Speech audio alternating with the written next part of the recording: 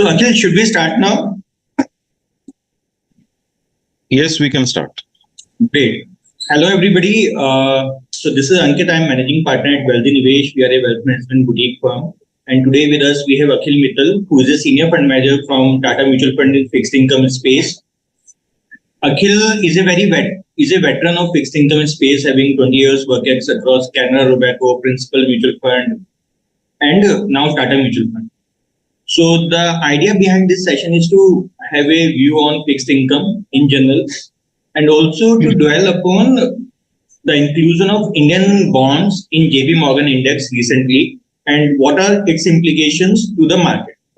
How we are going to conduct is Akhil will share his ideas about both these things, and then I'll have some questions for Akhil, and then we'll open audience for the questions. Thank you. Over to you, Akhil. Yeah, thank you. Good morning, everyone. So in this session, what I intend to do is cover a little bit of background of how interest rates setting has been done, how policies have moved historically across the globe, and then come to India, and then more of some discussion on the bond index inclusion. So for understanding monetary policies or interest rate setting, it is important that, we zoom out and see the larger structure. So when anybody talks about monetary policy cycle, it's a hike cycle or it's a cut cycle or it's a tightening cycle or easing cycle. It's important to zoom out. When you zoom out, you see a larger picture, and that is when you come across and see structures, which are the larger structures. Maybe 2 or 3 cycles make one structure. So historically, globally, the formalization of monetary policy started in around 1980s. That is when Paul Volcker first said that the objective of monetary policy should be to contain inflation. See, prior to that, there were central banks, there were what we have Reserve Bank in India, Federal Bank in US, but there was never a formalized targets. They all had a preamble, and the policy used to maneuver around many things. But Paul Volcker said the monetary policy should have an objective, right? And that objective should be to contain inflation. Now, that was the first time a monetary policy objective was formalized. And US being a very large central bank, the entire world central bank started having inflation targeting as a objective to monetary policy. So from around 1982 to 1996, that was the first larger structure in which all central banks started moving their policies to target inflation. Now, different central banks and different quantums at different times, but the larger move for those 15 years, the policy setting was around inflation containment. Then came the cycle of 1996 to 2000. It was a smaller cycle in which the basic idea was currency management. So we had Asian crisis then. So all central banks, especially the smaller ones, emerging markets, you could say, they realize that their currencies are vulnerable and hence their economies can be vulnerable. So creating defense lines for their own currencies, especially for the countries which were larger importers, that became the main objective. For those 4 years, we saw central banks moving their policies or creating the policies to safeguard their own currencies. Then came the structure from 2001 to 2007, end of 2007. That was largely a globalization and increase in economic sizes. So which basically meant that most of the central banks started enlarging their balance sheets, number one. Secondly, global trade went from bilateral to multilateral and from multilateral to global, which meant that more and more cross-currency trades, commodity trades, larger position, the central bank started taking larger position between each other's balance sheet. So that was a structure where most of the central banks were increasing their economic activity and supporting the growth in their economies. Then came the larger structure of 2008 to 2020. Now, this is global financial crisis. This is a recent phenomena, so I'm sure we all remember that. The basic structure in this 2008 to 2020 was most of the central banks did two things. Number one, they made interest rates zero in the West and very low in the emerging markets, which means the money was cheap. Secondly, what they did was they printed lots of money, which meant that you had lots of money available on the tap and for free or for very cheap cost. Now, this structure lasted for 12, 13 years. Most of the world economic policies, as we see today, have been assuming that 2008 to 2020 monetary cycle remain as it is. Well, that is, it doesn't happen that way. Structures change when underlying fundamentals change. 2020, COVID came from 2020 till 2022. We had start of 22. We had a cycle where central banks were trying to safeguard, give easy money, give easy credit. They were trying to safeguard their own economies. One outcome was from globalization back to localization, which meant because the trade routes were closed, every country should be self-sufficient to do something about their own economy. Now, this was the first move or the start of inflationary environment. So if you talk about this structure, which lasted because of a pandemic, this structure basically reversed the globalization structure. From globalization, we went back to localization. Then came 2022 onwards, in which central banks started targeting inflation again. Inflation went through the roof. So central banks had no option but to act against inflation. Now, let me tell you one thing. Inflation is the most dangerous macroeconomic animal known to mankind. There has been nothing as dangerous as inflation. In recency, if I have to give you the largest fallout of inflation over last 500 years, there have been many incidences. But I would stick my neck out to say the largest fallout of inflation was French Revolution. The French Revolution started with the price of loaf of a bread. That's how dangerous inflation can be. Inflation can bring down establishments, governments, rulers. Historically, it has done that. So central banks know that, policy setters know that.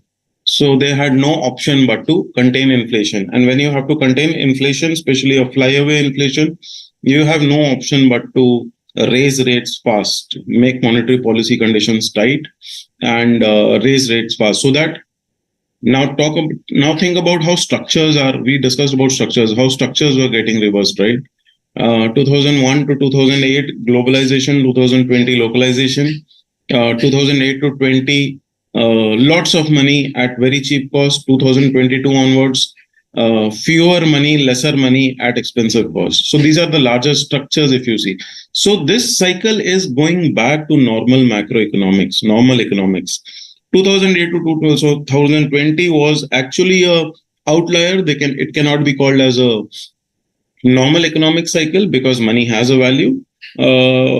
Now we are going back there. We have almost reached the pivot point of economics globally. Last mile stretch. I don't know whether you can see a little bit of more tightening or something like that. But I think we have reached a point where global central banks will now be able to confidently say that they have tackled inflation, and hence the policy setting would over a period of time move towards supporting economies and growth away from the current inflation targeting module. So that's how interest rates have behaved in India. Coming to India, over last 2-3 years, in line with global developments, our inflation also went high.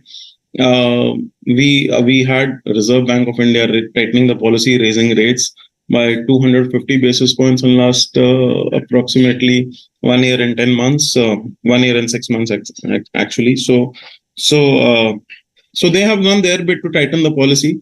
Unlike the West, where inflation is a flyaway inflation, Indian inflation has been largely controlled. Now, if you have to see how inflation has behaved in India, right, it's important to see again the larger pictures of inflation. So let me take 2000 to 2008-9 cycle. Our retail inflation, we used to measure inflation as WPI, that is wholesale price index then. In 2016, we changed it to CPI. So retail inflation, if you talk about what impacts you and me, used to run in 10 to 12% handle, let's say around 10% handle from 2000 to 2010. That was averaging inflation. From 2010 till 2016, we were approximately a 8-ish% kind of a retail inflated number. 2016 was when India made a path-breaking policy change. India adopted Monetary Policy Act, which basically said that monetary policy now has a statutory target. See, prior to that, policy setting was prerogative of RBI to the understanding what they felt was right. In 2016, we adopted Monetary Policy Committee approach in the parliament, which meant that they were given a target. So it becomes a legal binding, objective driven policy now, which brings two things. Number one, lots of clarity, and number two, responsibility or answerability. So the central bank started moving in the direction of containing inflation. So our inflation has largely been contained as against the global other global countries, but we have a slightly volatile food inflation basket. To that extent, we see a little bit of volatility. But let me tell you very frankly that Indian policy setting over last 6-7 years has been very, very conducive to stability and non-volatility. When I say that, it basically means that across economic activities, across many goods and services, so the policy setting is two ways: one fiscal and one monetary.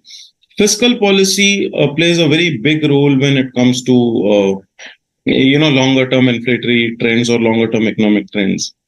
Our policy setting over last 6-7 years has been very good to contain volatility. We haven't had any difficult approach or difficult times for managing inflation. If it was not for volatile crude prices and volatile food prices, we were in fact one of the fewer economies where you can actually forecast inflation for next 10 years.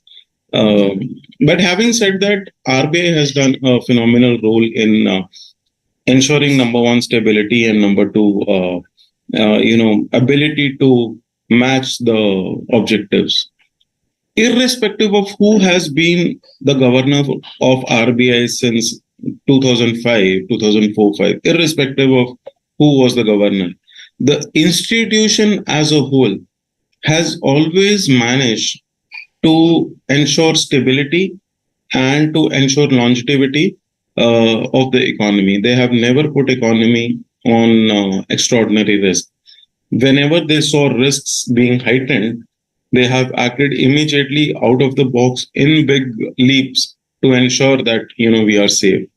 So when RBI chooses or moves towards a policy, I can stick my neck out and say the likelihood of them achieving the objective is very, very high. They will be able to achieve what they have set out to. So in that same breath, my confidence that RBI will be able to meet the inflation targets over a period of time is very high, which basically means that now the policy rates, the interest rate setting is high, but over a period of time, as inflation comes down, you will have general interest rates of the economy coming down. Go back to see how now let's again look back at how inflation played in India over the last 20-25 years, right? So 2000 to 2010, when we were inflating at around 10% a year on an average, our general interest rate setting was around 8.5.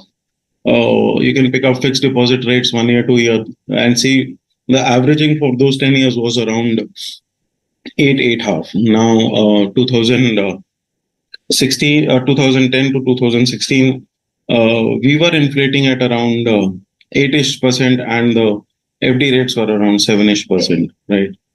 2016 onwards till now, we have inflated at on an average around 5.5%, and our deposit rates or our interest rates are still 7.5. Just match and correlate the two. As and when inflation comes down, your interest rates are not going to stay here. Your interest rates are going to go low. Secondly, even if you have to see on structural basis on economic size, India is fifth largest economy on way to become the fourth largest economy over a period of next 3 to 4 years. You cannot have these high interest rates in that scenario. So relatively, also structurally, also your interest rate structure over a period of time will move down. The only thing is timing of it, as to in case you want to preempt the timing of it. My sense is Q2 of FY25, that is July, August, September, is probably when you will start seeing easing of policy. Having said that, the policy will not tighten any further. We have pivoted in policy, and interest rates will remain here, which basically in economic terms we say higher for longer. But we are not going to see any further policy shift upwards. Interest rates will remain here, and the next journey over a period of time will be towards moving down. So that's how interest rate setting has been. That's what I believe on interest rates, monetary policies. One important development that happened in for India was India's inclusion in JP Morgan EM bond index. Now, let me explain what it is. Many institutional investors in the world, they follow a benchmark approach. So they choose a benchmark and they allocate money depending upon the weights in that benchmark. So it's like something like a Nifty fund or a Sensex fund or something like that, right? So JP Morgan has an emerging market government bond index, which is followed by many investors. The size of that fund is approximately 236 billion as we speak. India was not a part of that index for many reasons. When these JP Morgans and Morgan Stanleys of the world make indexes and they go to investors, investors also have very kind of questions and considerations whether to include or not. Now, there were 3-4 reasons for which there was always a tussle whether government of India should bow and accept the demands of foreign investors, or government of India and RBI stay put at their objective, at their conditions, and over a period of time, investors agree and come in. So there can only be two options, right? Either the buyer goes close to the seller or the seller goes close to the buyer. That's how a trade happens.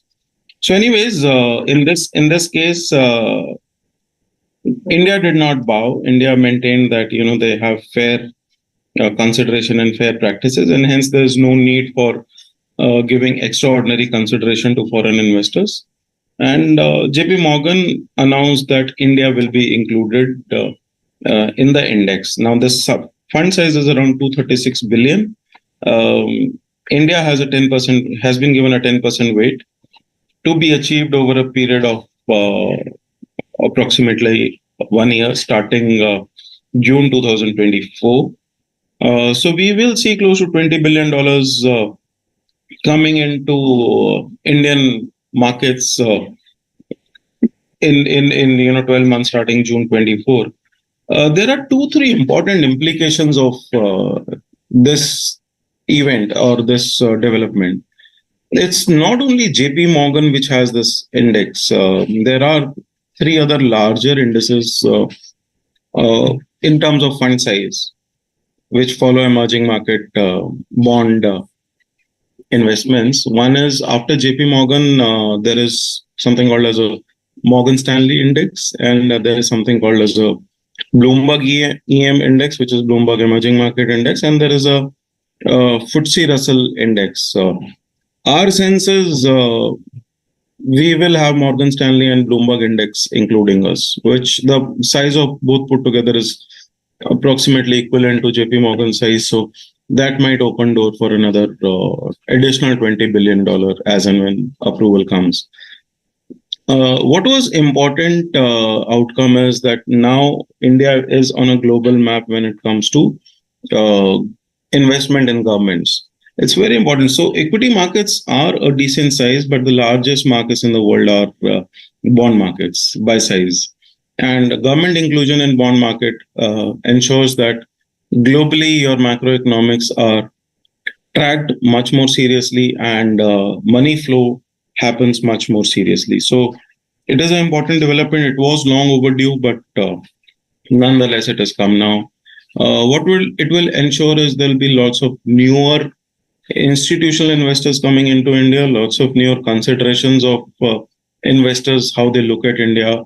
See, once you start researching a topic which you have never done before, you will come across many newer or detailed nuances of that particular topic. So in this case, when investors start researching India, tracking India, they might come up or realize many things which they didn't know earlier, and hence it opens up a very long-term investment cycle for India over a period of time. You will have investors looking at various pockets. So let me put it this way: if Tata Mutual has a nifty fund, right? Now Tata Mutual also has many other funds. So an investor who starts investing in Nifty might consider other funds of the same issuer. So this basically means an opening up of India as an investment opportunity across many horizons for foreign investors. It's an important development. It is going to change the way, at the margin, it's going to change the way the borrowing and the investments and interest rates in India is done. It is a longer drawn process. It's not going to happen overnight or in 12 months. It is a long drawn process, but nonetheless, it brings us on global competitive map when it comes to investor outlook. So yes, it's going to be path breaking for India, and hopefully, benefit all of us in the longer run. So I think with that, I will take a pause here and open up for discussion Q&A. Great. So, Akhil, I'm so glad that you touched upon the history of monetary policy, etc. That was very informative, very insightful. As compared to our perception, where we think that fixed income means duration risk and default risk only. So, thanks for the same. I have a very basic question. Sure. If you can dwell upon how this inclusion happens in the index, why it didn't happen for such a long time, why it happened now, and how it happened. Okay, so how the inclusion happens is basis macroeconomic indicators of a particular economy, which basically have indicators or your numbers like fiscal deficit percentage of GDP, your public debt as a percentage of GDP, current account deficit, balance of payments, inflation, forex reserves. So many quantitative numbers on a screener when you put 20, 30, 40 countries, and then you come across a particular equation. So India was at the brink in terms of public debt. India's public debt was slightly higher than what was required to be included in indices. What happened in 2020, 21, 22 was India's public debt as a percentage of GDP remained high, but relatively other countries went higher, which were already there in the index. So it paved way for India to move in. The other considerations why they were not happening so earlier, there were 2, 3 reasons. One was a few investors wanted Euro clear, which basically meant the clearing of transaction of bonds is allowed to happen overseas, which is in Euro clear. To put it simpler way, when you buy or sell a share on a stock exchange, right? Let's assume you bought one share of SBI on NSE. Then the clearing happens through a NSE body called as NSCCL, National Stock Clearing Corporation Limited. The seller deposits the bond there, or the share there. The buyer deposits the money there. You would not even come to know it happens so seamlessly. And that's how the clearing is done. So for a set of investors wanted Euroclear as a clearing and settlement mechanism for bonds. In India, we have CCIL, Clearing Corporation of India Limited. RBI said that CCIL is doing a better job, if not equivalent to Euroclear, and there is no need for us to clear the bonds offshore. That was number one. Number two was withholding tax. A few foreign investors were not okay with withholding tax in India. Indian government always maintained that we are not going to give taxation advantage to outsiders uh, and tax Indians. So it's like if you give a taxation advantage, it's like I'm collecting tax from my own people, but I'm giving it for free to foreign nationals. Government of India state put this, and no, there are other countries who have withholding tax and still they are in index. We will follow the same approach. The third was availability of securities for foreign investors to invest. Now, RBI had a limit on every security how much foreigners can buy. Why would RBI put such a limit? Is to safeguard extraordinary volatility in case of extreme fund flows, right? So, if there are only one or two securities which most of the investors are investing in case they have to get out, then those two securities will see extraordinary volatility. The size of Indian bond markets was not that large. So RBI maintained, this was around 4 years ago, RBI maintained a particular size or a percentage of outstanding. In 2021, RBI said a few securities will be available on tap, which meant as and when the foreign investors want to buy in whatever quantum they want to buy, they can buy that. And then RBI in 2022 said the benchmark securities in different tenures, which is 5 year, 10 year, 30 year, will always be on tap. So, which basically meant that even looking forward over next 20, 30, 40 years, your security selection or the amount of universe available for investment, if that was a hindrance, that is taken away. So, we did a few changes. Investors agreed to a few things, and that's how the inclusion happened.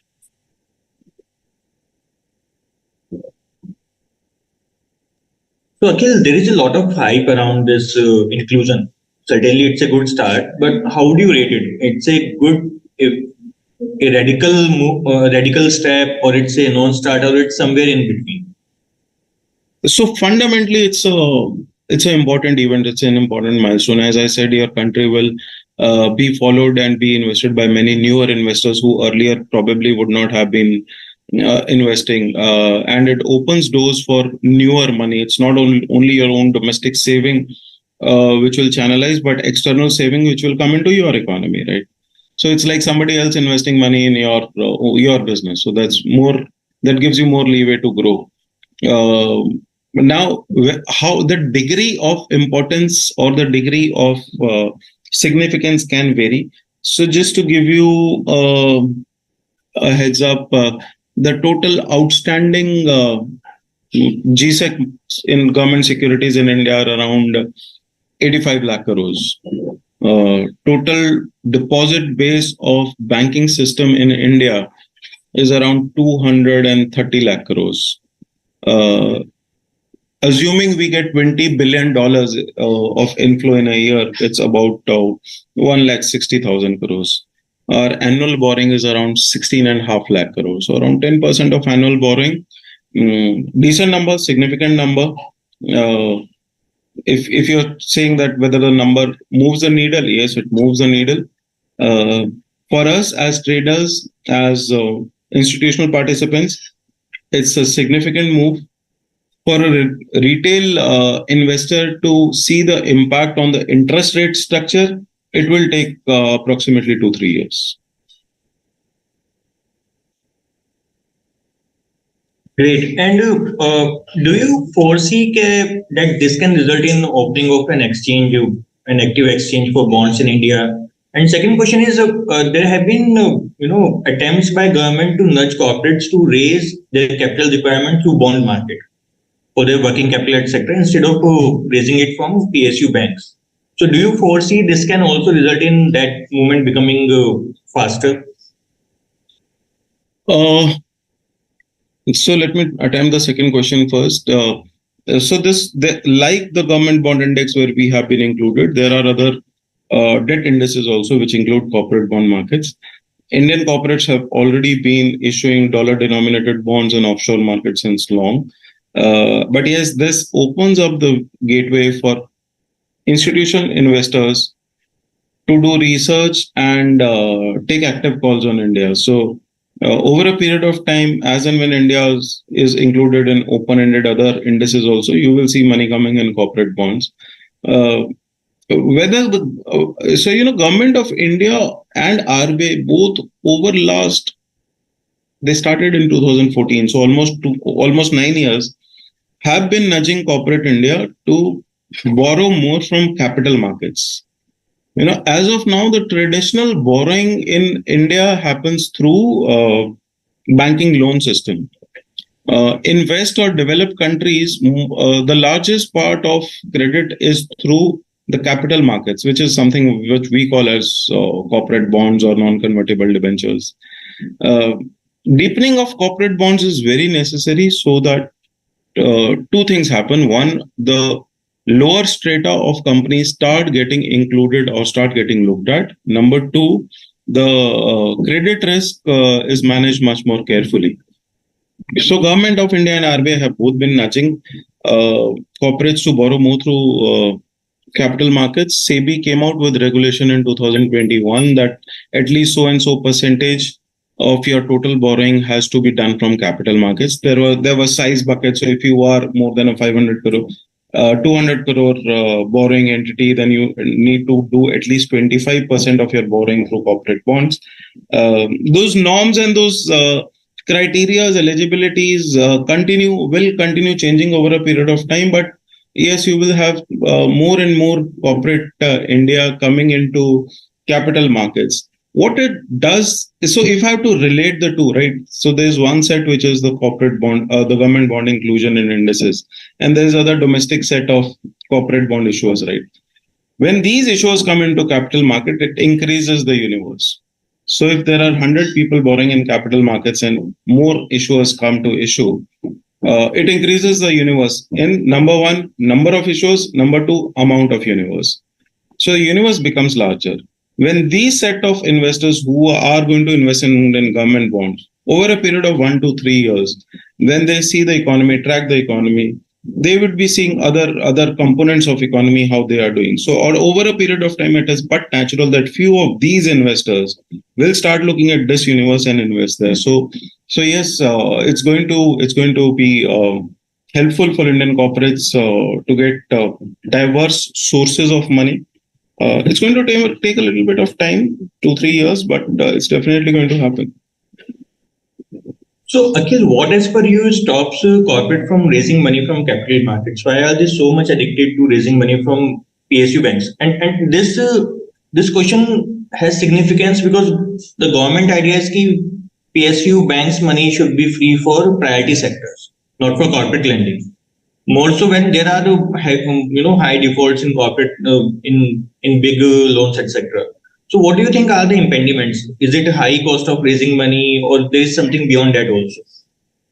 So two or three things. Number one, the universe investing in corporate bonds is so let's see which universe invests in corporate bond. The largest universe that invests is your provident funds, insurances, pensions, and banks. They typically go in for the highest credit quality. 95% of their portfolio will be filled up with AAA corporate bonds. So if you talk about a plus company, very few of them get money from capital markets.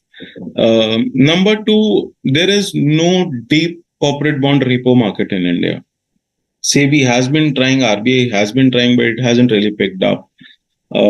As and when that picks up, you will have a deeper corporate bond market. So simple है, अगर मेरे पास corporate bond है और मैं उसको repo करके liquidity raise कर सकता हूँ, तो I will go ahead and buy. अगर मेरे पास corporate bond में liquidity raise करने के लिए the only way is to sell the corporate bonds, then my natural appetite goes less, right? So that is the second reason. Third reason is there is no active CDS curve, which is credit default swap curve in India. SEBI did develop that and allow transaction in, I think, 2009.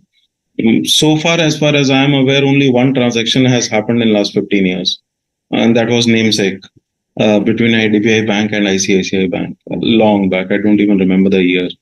So the absence of these three is kind of impacting deepening of corporate bond markets. But as we speak, The number of issuers in capital markets is increasing, and over a period of time, the size and participation will increase. What it helps is efficiency and transparency. And of course, then the banking system money will be free for more important priority sector and infra development in the country. It will happen. It will take time, but it will happen. So it's a typical chicken egg story. Okay, there is no infra, so there is no bond issuing, and there is no bond issuing, so there is no infra for the same. See, you have to. It's actually a very grayish area which has lots of Venn diagrams which are overlapping each other. Right. Yeah. The largest borrower in the country is government. So when the government is the largest borrower, it does a crowding out for the other borrowers, and when it crowds out, the only other lender of resort is the equity capital of government, which is nothing but the banks. Correct. Right. So that's how the system is currently working. So I'll take one question from audience now, from Narendra sir. I am assuming it's Narendra Madan sir.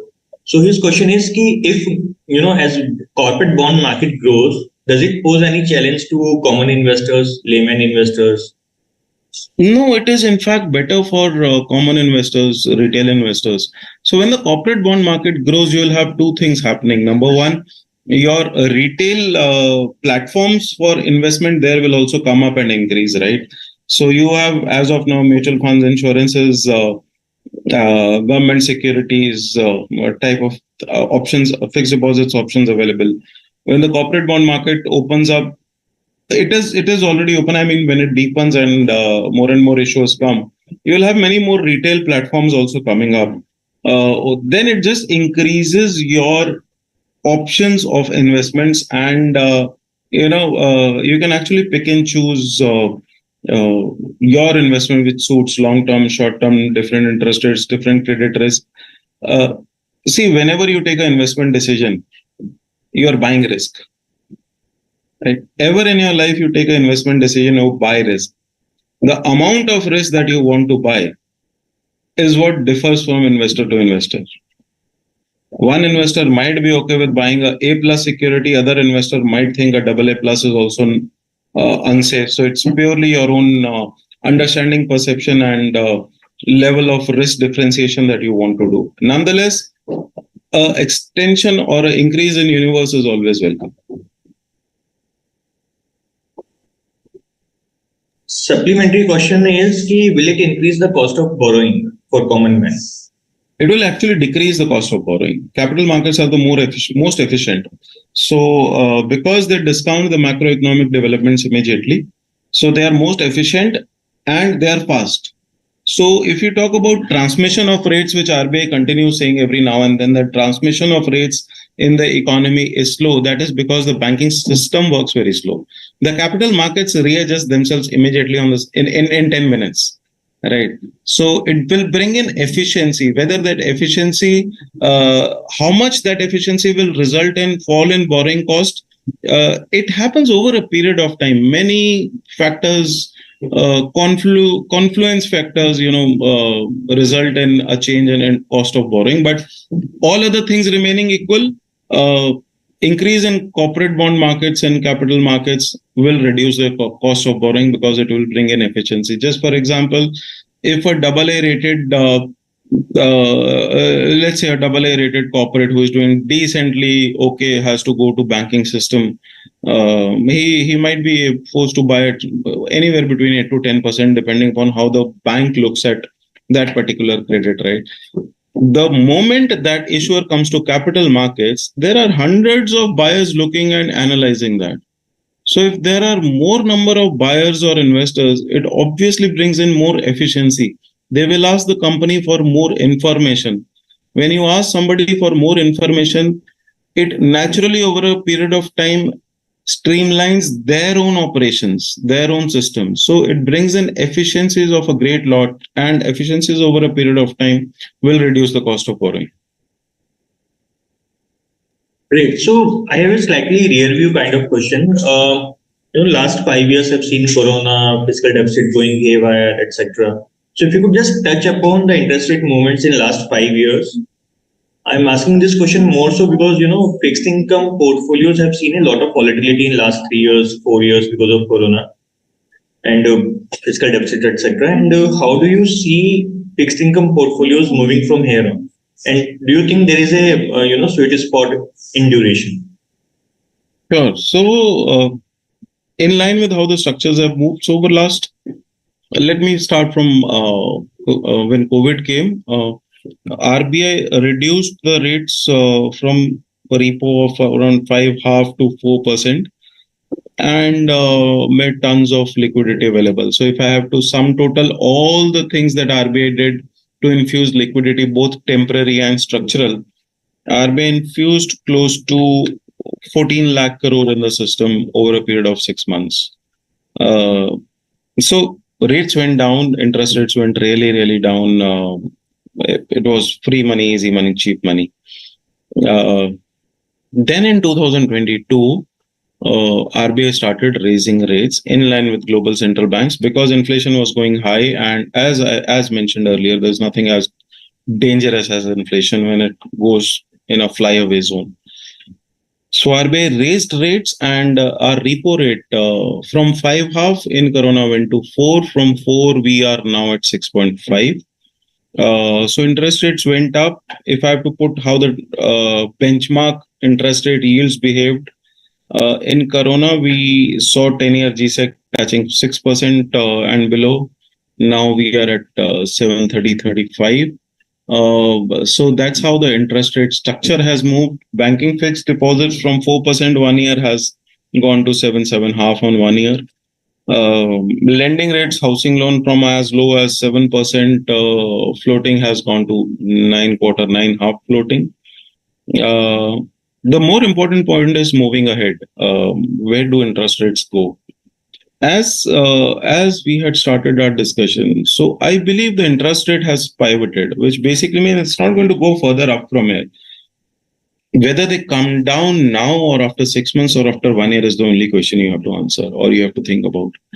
The next broader direction of the policy is going to be downwards. As and when the policy eases, interest rates will come down. My sense is you will see policy easing in Q2 of FY25. Let me put it this way. What is the opportunity, right?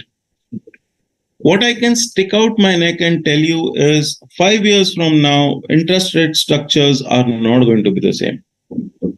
So in 2008-9, we saw 10-year GSEC going to 8.5. That is history, right? It never happened after that. 2013 cycle, yes, when there was a black swan event, but otherwise, no. So believe me, 5 years down the line, when somebody tells you 10-year GSEC was at 7.5, it would look like history.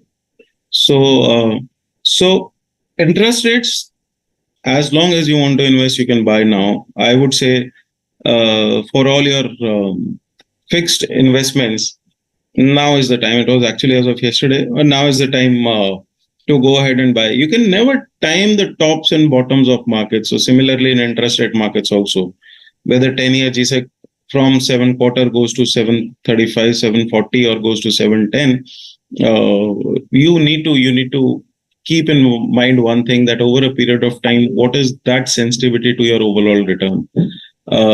If you don't buy now, or let me put it this way, you want to buy now and you buy only 2 years or 3 years. Okay. So what risk are you opening up? The risk that you are opening up is when your current investment matures, you will be reinvesting that money at that point in time at interest rate that is prevalent that point in time. Right. So that opens up or puts in a big risk, because if you believe in India story, I do. If you believe in policy structures and how the world is panning out, which I do, I'm very, very happy and very, very, positive and hopeful about RBI managing as good as they have done historically. If all these things are true, we are not going to see these interest rates over a period of longer time. So yes, duration makes lots of sense. There could be volatility. Believe me, every cusp cycle has volatility. There will be some volatility, but look at the longer picture, zoom out, you will not get these interest rates down the line. Great. So, Akhil, during the initial part, you touched upon that irrespective of political parties or irrespective of the government, irrespective of prime ministers, we had some common policy pillars which guided how RBI worked and how Correct. our income Correct. worked. So, I'm asking this question more in context of upcoming elections in 2024. Hmm. And I'm sure being a fixed income manager, you don't face this question as much frequently as an equity fund managers face. How do you foresee general election results impacting the market? It's a binary call. Number one, the current ruling party has been known for not splurging prior to elections. They've never done that.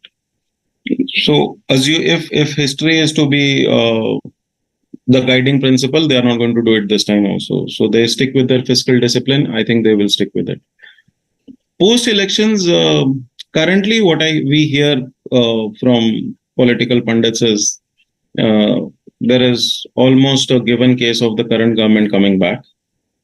In case that doesn't happen, it's going to be an upheaval in the market because it will change the policy direction. So, as I said, over the last 6, 7 years, India's policy directions, both locally and globally, have been to number one, uh, increase our own importance, our own efficiencies, and number two, on our own terms.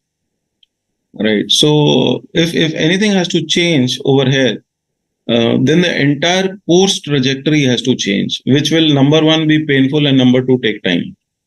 So, if a risk has to be highlighted, yes, this could be a risk.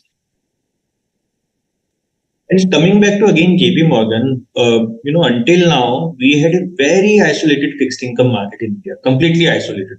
Even inside India, there were so less participants in fixed income markets, mostly institutionals only.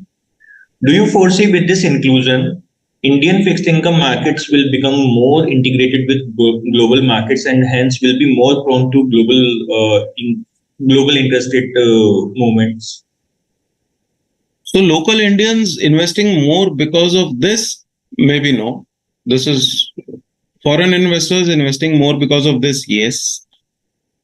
Only the index investors investing? Not necessary. People outside the index investors also investing? Yes. Which basically means we will have more buyers. Uh, Sensitivity of Indian markets to globe, it will increase slightly. Is it going to materially impact? No, because our as I said, our current GSEC market is around 85 lakh crore. Even if they invest 2 lakh crores, it's really not going to make anything very volatile because these are passive flows. They don't act actively, or they don't act on every macroeconomic development. It's like they are institutional buyers who buy indexes and the weights of indexes. Unless until they get redemptions, they will not sell. So that's how it goes. All other things remaining equal, does it increase volatility? Yes. How much? Very slight. Got That's it. why RBI took its own time, right? We are not going to change our own parameters because we don't want extraordinary volatility. If you want to come, you agree to our terms. Euroclear would have increased volatility. RBI did not allow that. So yes, RBI had its way. Great answer. So I have another audience question. How short-term investment now in bond is versus investment in equity as cost of capital will be low for industrial borrower? Okay, so my personal sense on equity, if you believe in India story, which I believe, relatively India will grow among the top 3 or 4 fastest growing economies consistently over next 1 decade. You will have lots of regime changes when it comes to economic superiority. Europe is going to pass through difficult times. US is in a very difficult situation of fiscal and monetary mix. Why monetary policy in USA has not been able to achieve the desired result of inflation containment is because of very loose fiscal policy. So they will be at loggerheads. Europe is in structural issues. uh, India will continue doing well. So if India has to do well, your equity should do well. When it comes to interest rates, as I said, you're not going to get these interest rates 3 5 years down the line. So both markets will do well. What we call as Goldilocks moment. Uh, Known risks very less.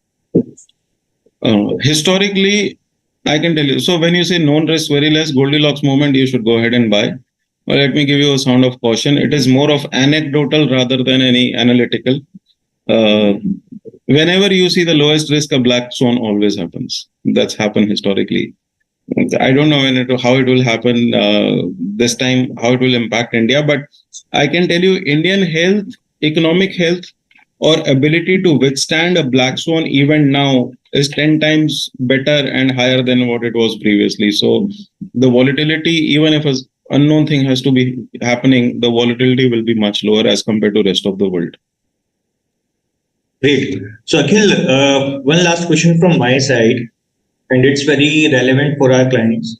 If we talk about retired people when they used to retire 20 years back, the interest rate that they could assume on FDs would be sometime, in double digit. Now it's down to 8, from 8 it's down to 6.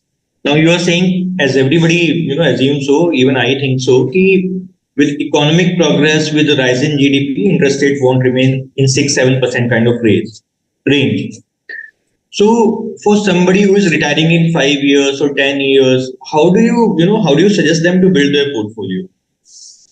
So you have to ensure that your cash inflow post retirement matches your current lifestyle plus inflation plus any liabilities are still pending. Right. And one thing you want in that case is surety. You can't then leave it to market vagaries. So you have to actually match very long-term cash flows, and matching long-term cash flows is possible only through fixed income and not through any other asset class. Yes, you will get more capital appreciation in other asset classes, but then you also need to match your cash flows. So let me put it this way: 2023 now, you will not have the same interest rates in 2030, assuming that is when you retire. You live for next 20-25 years, interest rates are going to fall further. So actually you need to build very long-term portfolios now, which means long-term investments now. Debt funds, very good option to do that. Other fixed income instruments, good option, but by longest durations, because you are at a cusp of becoming a very important economy globally. You don't want that to have a negative impact on your cash flows. You want to have a positive impact on your cash flows. So plan very long. Believe me, zoom out, near-term volatility, forget about it. Go as long as possible. I think that's a very concise and very relevant answer. Now I'll ask audience if anybody has any question.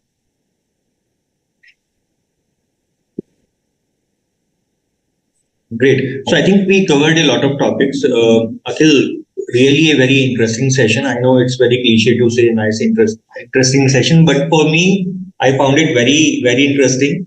The way you touched upon history of monetary policy, the way you touched upon its context in India, the way you touched upon why JP Morgan got included now, what are implications for India, and how people should build their portfolio taking in view the interest rate scenario in coming years.